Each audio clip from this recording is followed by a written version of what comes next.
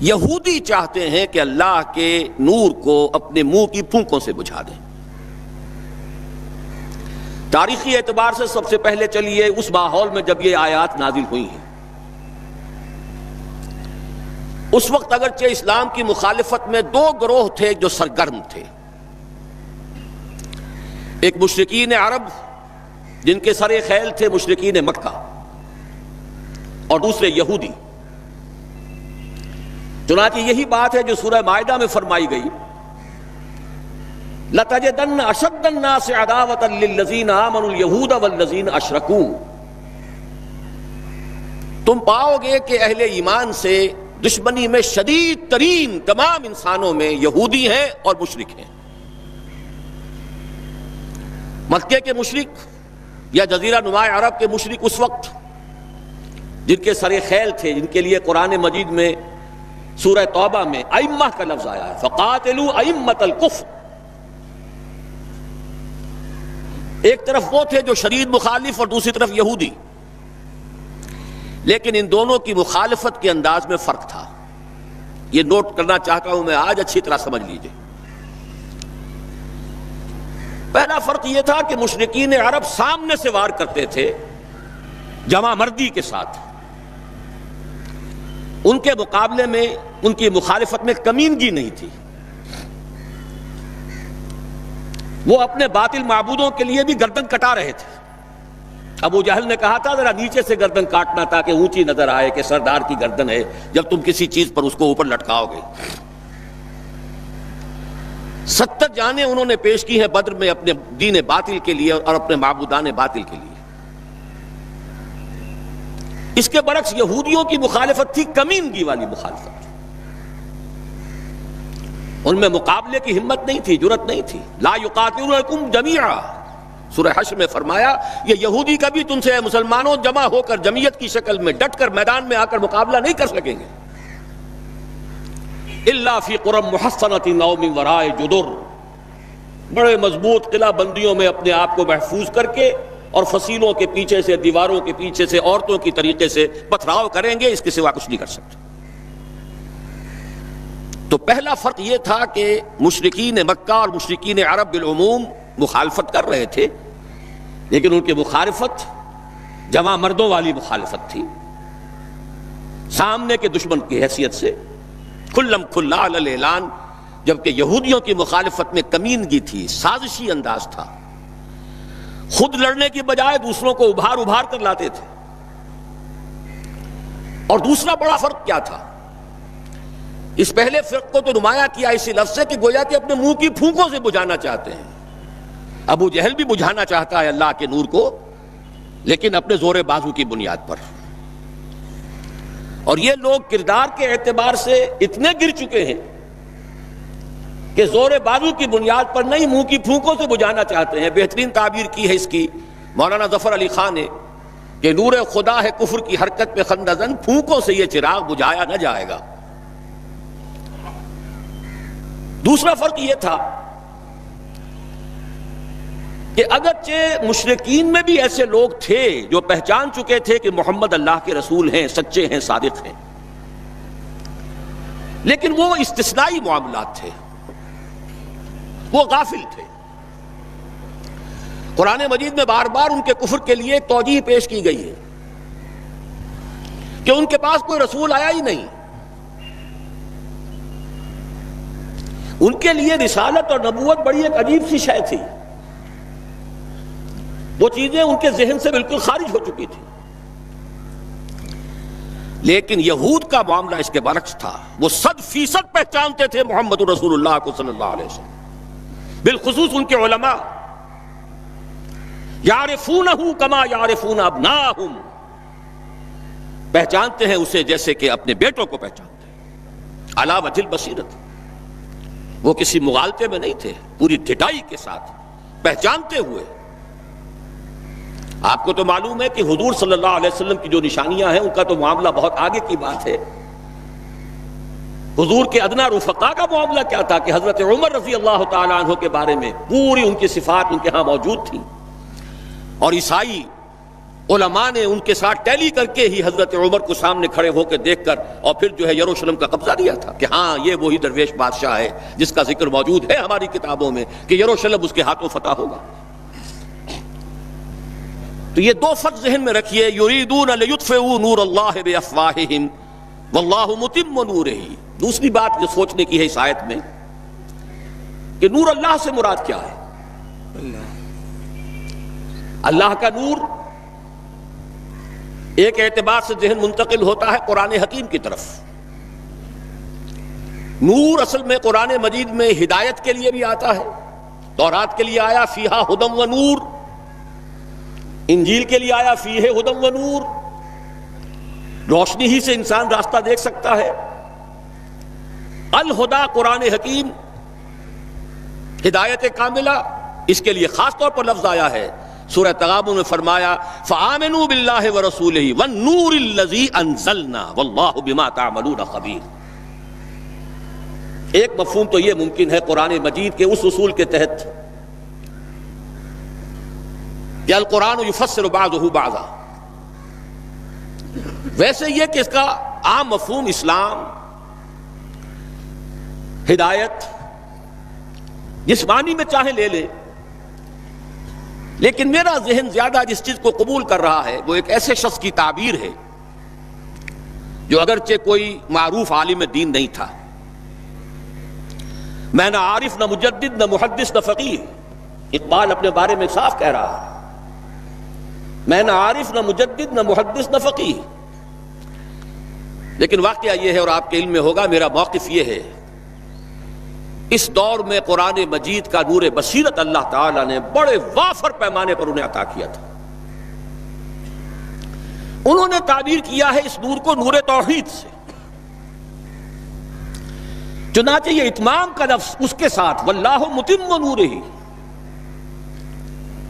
جواب شکوہ کے شعر میں کہ وقت فرصت ہے کہاں کام ابھی باقی ہے، نور توحید کا اتمام ابھی باقی ہے۔ واللہ متم نورہ ویابی اللہ الا ان یتم نورہ، یہ بھی نوٹ کر لیجئے، عربی زبان میں شدید تاکید کرنی ہو تو اس میں فاعل کی شکل میں لایا جاتا ہے، واللہ یتم نورہ بھی ہو سکتا تھا، نہیں واللہ متم نورہ، کر کے رہے گا۔ اور پھر اس کو منفی اسلوب میں بھی بیان کر دیا تاکہ کوئی شک و شبہ نہ رہے، مثبت بھی آ گیا واللہ متم نورہ، اور منفی ویابی اللہ الا ان یتم نورہ، اللہ کو ہرگز منظور نہیں ہے مگر یہ کہ وہ اپنے نور کا اتمام فرمائے۔ وقت فرصت ہے کہاں کام ابھی باقی ہے، نور توحید کا اتمام ابھی باقی ہے۔ میں چونکہ یہاں اسی تعبیر کو اختیار کر رہا ہوں، اس کے اعتبار سے ایک سوال پیدا ہوتا ہے، کیا نور توحید کسی بھی اعتبار سے نامکمل تھا، ناقص تھا، جس کے اتمام اور تکمیل کی ضرورت تھی؟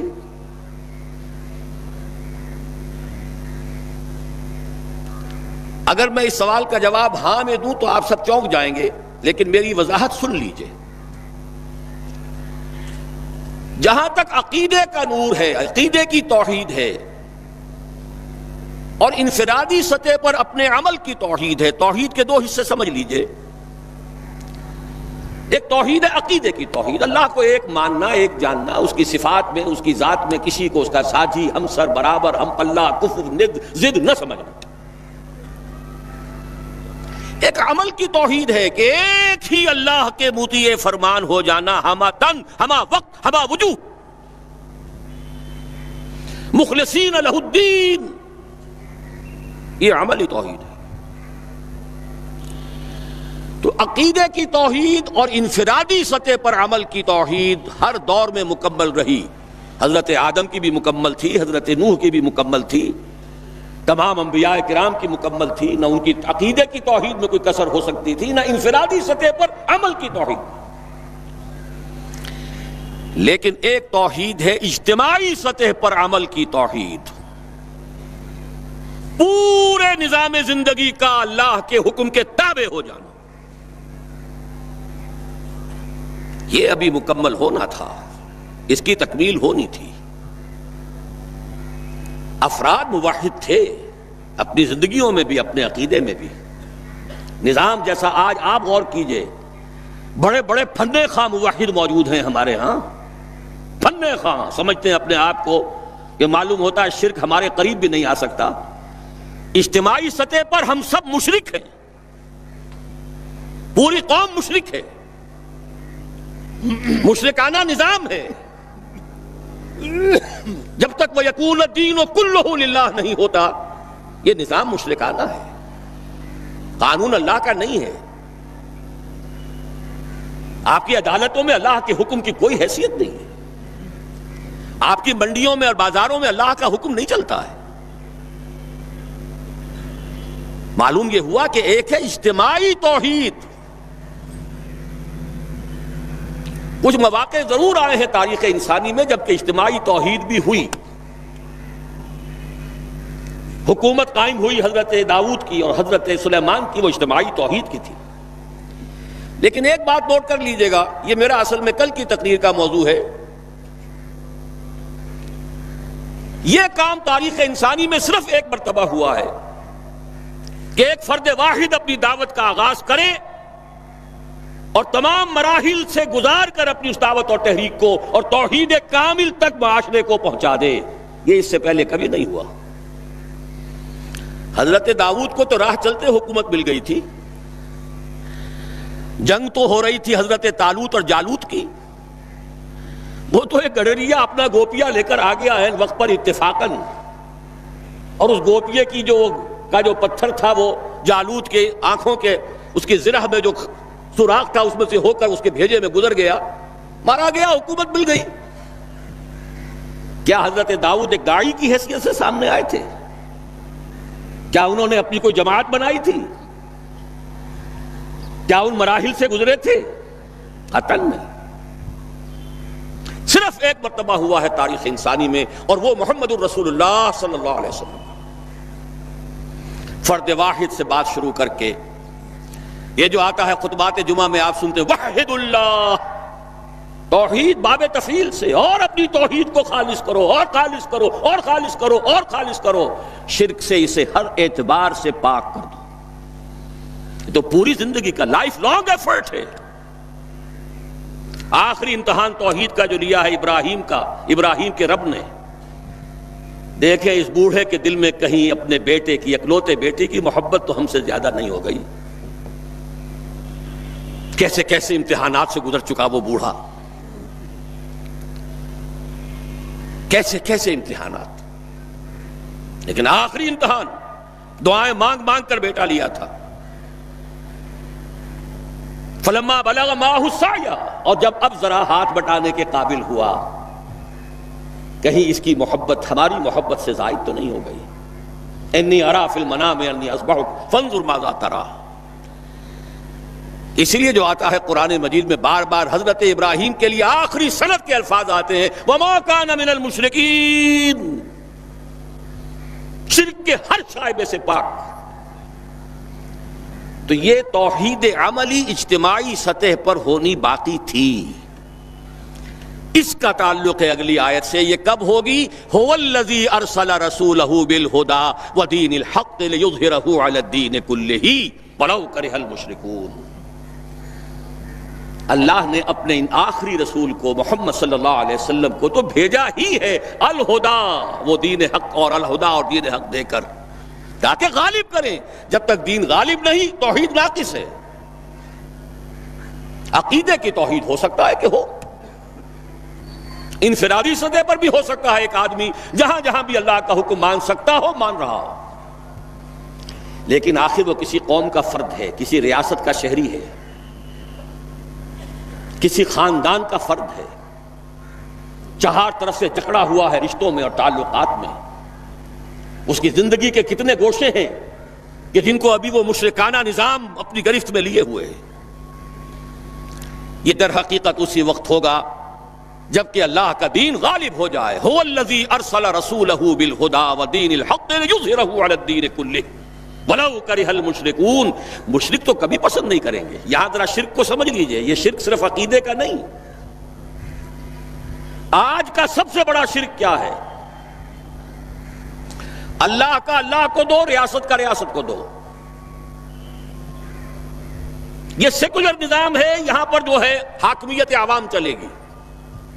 جاؤ مسجدوں میں اللہ کا حکم نافذ کر لو.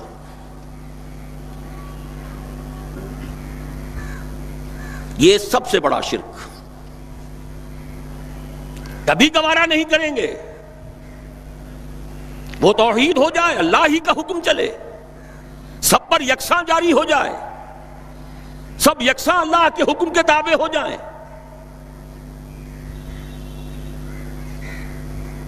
وَلَوْ كَرِهَ الْمُشْرِكُونَ، مشرک کبھی نہیں چاہیں گے، لیکن ان کی مخالفت کے علی الرغم، ان کی ساری ریشہ دوانیوں کے باوجود، ان کی تمام سازشوں کے باوجود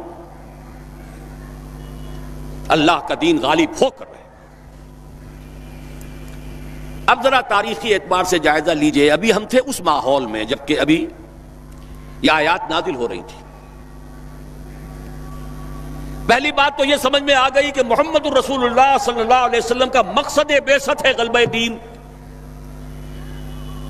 یہ نوٹ کرنے کی بات ہے، کسی اور رسول کے لیے اللہ نے قرآن مجید میں یہ الفاظ استعمال نہیں کیے. شاہد سب تھے، مبشر سب تھے، نذیر سب تھے، داعی سب تھے، مبلغ سب تھے، معلم سب تھے، مربی سب تھے، مزکی سب تھے.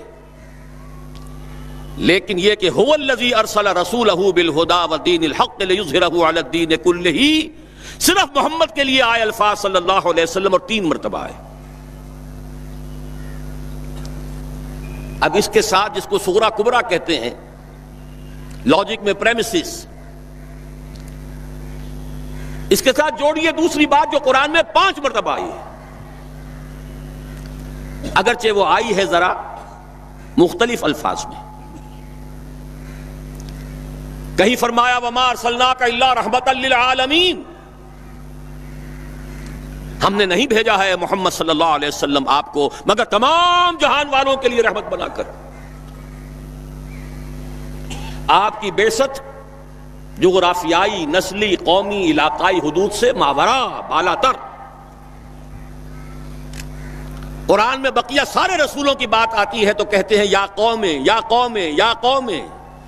نوح نے کہا یا قوم اعبد اللہ، ہود نے کہا یا قوم اعبد اللہ، صالح نے کہا یا قوم اعبد اللہ ما لکم من الہ غیرہ.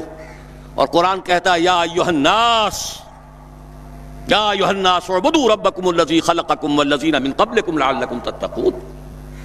لیکن صریح ترین جو لفظ آیا ہے وما ارسلناک الا کافۃ للناس بشیرا ونذیرا، ہم نے نہیں بھیجا ہے محمد صلی اللہ علیہ وسلم آپ کو مگر پوری نوع انسانی کے لیے بشیر اور نذیر بنا کر. اب ذرا اس کو جوڑیے، محمد کو بھیجا کاہے کے لیے؟ غلبہ دین کے لیے صلی اللہ علیہ وسلم. اور بھیجا کن کے لیے؟ تمام انسانوں کے لیے. کیا نتیجہ نکلتا ہے منطق سے؟ محمد الرسول اللہ صلی اللہ علیہ وسلم کا مقصد بعثت مکمل اسی وقت ہوگا جب پورے عالم انسانیت پر اللہ کا دین غالب آ جائے. ورنہ بات وہی ہے جو اقبال کا شعر سنا چکا ہوں، وقت فرصت ہے کہاں کام ابھی باقی ہے، نور توحید کا اتمام ابھی باقی ہے.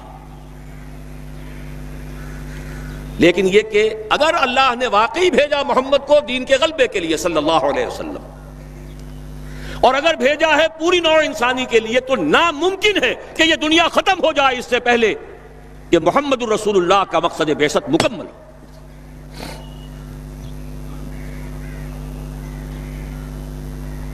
یہی بات ہے کہ جس کی خبر پیشن گوئی کے طور پر قرآن میں تو نصوص ہیں، لیکن ان سے نتیجہ نکالنا پڑے گا.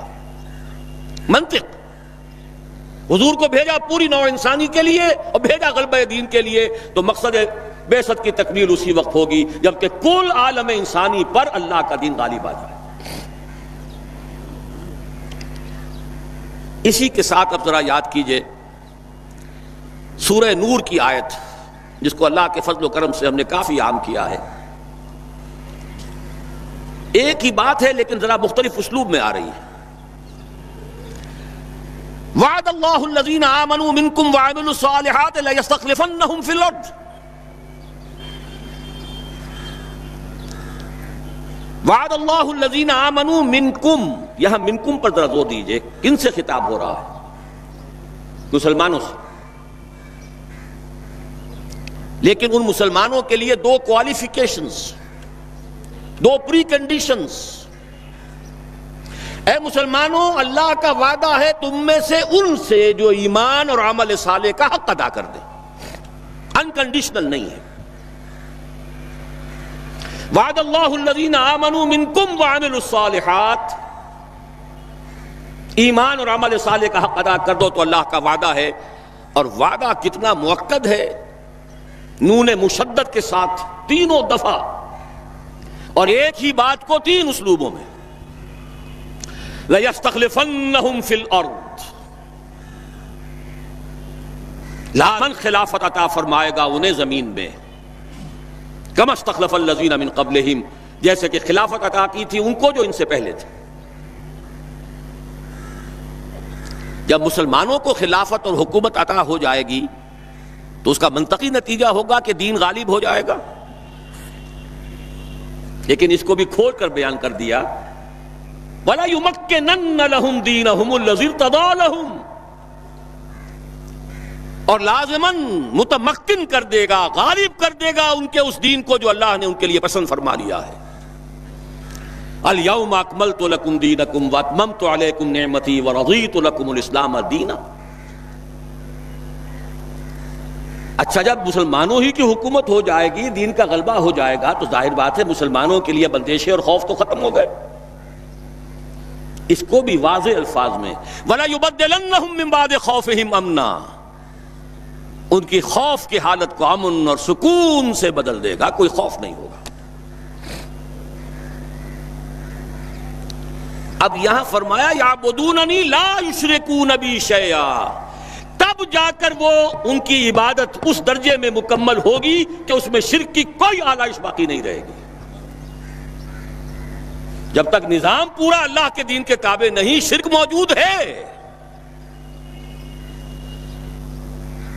عقیدے کا شرک ختم ہو چکا، انفرادی سطح پر موحد بن چکے. لیکن یہ تو تین کام جب ہوں گے کہ اللہ کا دین غالب ہو جائے، اللہ کی حکومت اور مسلمانوں کی خلافت قائم ہو جائے، تب کہیں جا کر وہ بات ہوگی لا یشرکون بی شیئا، پھر شرک کا ہر شائبہ ختم. وَيَكُونَ الدِّينُ كُلُّهُ لِلَّهِ، دین کل کا کل اللہ کے لیے ہو جائے گا.